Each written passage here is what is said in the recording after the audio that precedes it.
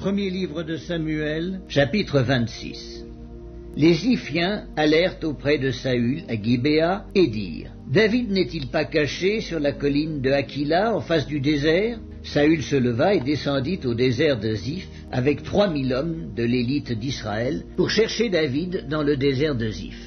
Il campa sur la colline de Hakila en face du désert près du chemin. David était dans le désert, et s'étant aperçu que Saül marchait à sa poursuite au désert, il envoya des espions et apprit avec certitude que Saül était arrivé. Alors David se leva et vint au lieu où Saül était campé. Et il vit la place où couchait Saül avec Abner, fils de Ner, chef de son armée. Saül couchait au milieu du camp et le peuple était campé autour de lui. David prit la parole et s'adressant à Achimélec, Étien et à Abiscaï, fils de Tseruja et frère de Joab, il dit: Qui veut descendre avec moi dans le camp vers Saül? Et Abiscaï répondit: Moi je descendrai avec toi. David et Abiscaï allèrent de nuit vers le peuple. Et voici, Saül était couché et dormait au milieu du camp, et sa lance était fixée en terre à son chevet. Abner et le peuple étaient couchés autour de lui. Abiscaï dit à David: Dieu livre aujourd'hui ton ennemi entre tes mains. Laisse-moi, je te prie, le frapper de ma lance et le clouer en terre d'un seul coup, pour que je n'aie pas à y revenir. Mais David dit à Abiscaï: Ne le détruis pas, car qui pourrait impunément porter la main sur loin de l'Éternel? Et David dit: L'Éternel est vivant, c'est à l'Éternel seul à le frapper, soit que son jour vienne et qu'il meure, soit qu'il descende sur un champ de bataille et qu'il y périsse. Loin de moi, par l'Éternel, de porter la main sur loin de l'Éternel. Prends seulement la lance qui est à son chevet avec la cruche d'eau, et allons-nous-en. David prit donc la lance et la cruche d'eau qui était au chevet de Saül, et ils s'en allèrent. Personne ne les vit, ni ne s'aperçut de rien, et personne ne se réveilla, car ils dormaient tous d'un profond sommeil, dans lequel l'Éternel les avait plongés.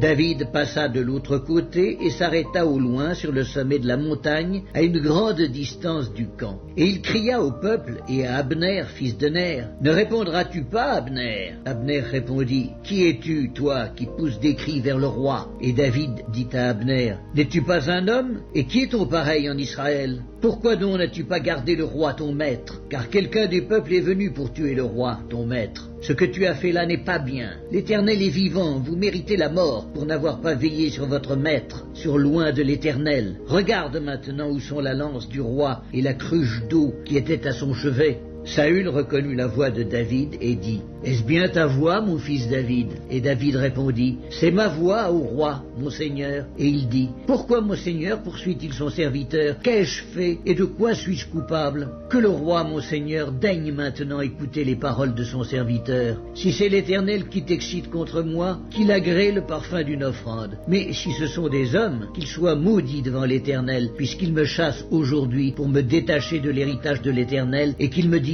Va servir des dieux étrangers. Oh, que mon sang ne tombe pas en terre loin de la face de l'Éternel, car le roi d'Israël s'est mis en marche pour chercher une puce, comme on chasserait une perdrix dans les montagnes. Saül dit: J'ai péché, reviens mon fils David, car je ne te ferai plus de mal, puisqu'en ce jour ma vie a été précieuse à tes yeux. J'ai agi comme un insensé et j'ai fait une grande faute. David répondit: Voici la lance du roi, que l'un de tes gens vienne la prendre. L'Éternel rendra à chacun selon sa justice et sa fidélité, car l'Éternel t'avait livré aujourd'hui entre mes mains, et je n'ai pas voulu porter la main sur loin de l'Éternel. Et comme aujourd'hui ta vie a été d'un grand prix à mes yeux, ainsi ma vie sera d'un grand prix aux yeux de l'Éternel, et il me délivrera de toute angoisse. Saül dit à David: Sois béni, mon fils David, tu réussiras dans tes entreprises. David continua son chemin, et Saül retourna chez lui.